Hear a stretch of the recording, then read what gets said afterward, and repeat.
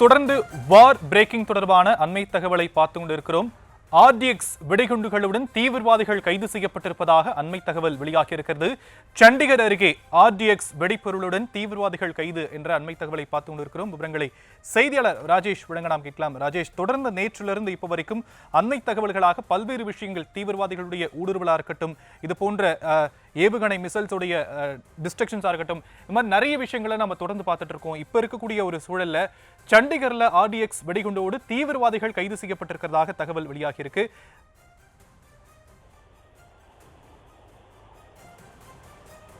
தொடர்ச்சியாக நேற்றிலிருந்தே எல்லையை தாண்டி அவர்கள் உள்ளே ஊடுருவதற்கான முயற்சியிலே தொடர்ந்து பயங்கரவாதிகள் ஈடுபட்டுக் கொண்டுதான் இருக்கிறார்கள்.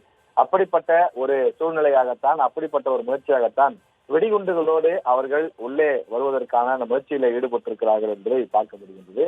ஆர்டிஎக்ஸ் என்று சொல்லக்கூடிய அந்த வெடிமருந்தோடு அவர்கள் உள்ளே வந்திருக்கிறார்கள்.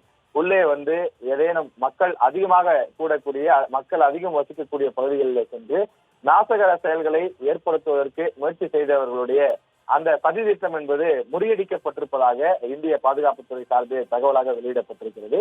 2 தீவிரவாதிகள் கைது செய்யப்பட்டிருக்கிறார்கள் என்பதுதான் தற்போது நமக்கு கிடைத்திருக்கக்கூடிய தகவலாக இருக்கின்றது.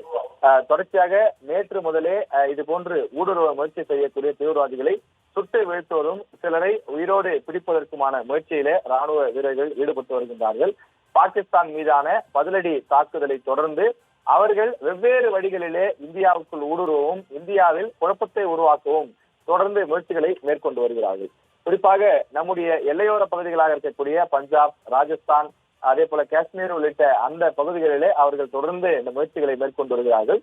தரை வழியாக வருவதற்கும் கடற் வழியாக வருவதற்குமான அந்த முயற்சிகளில் ஈடுபட்டு வரக்கூடிய நிலையில அவற்றை முறியடிப்பதற்கான அந்த தீவிர பணிகளில் முப்படைகளும் ஈடுபட்டு வருகின்றார்கள்.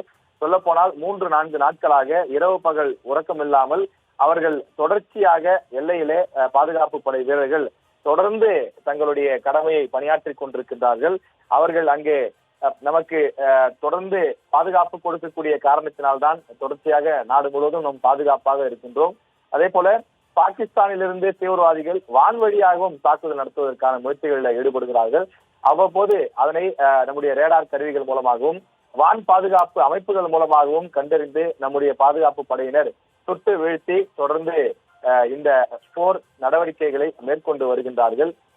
இந்தியா மற்றும் பாகிஸ்தான் எல்லைகளில் தொடர்ச்சியாக போர் பதற்றம் என்பது நீடித்துக் கொண்டிருக்கிறது. இது ஒரு போராக மாறவில்லை, ஆனால் போர் பதற்றம் என்பது தொடர்ந்து நீடிக்கிறது என்பதுதான் அங்கிருந்து வரக்கூடிய தகவல்களாக இருக்கின்றது.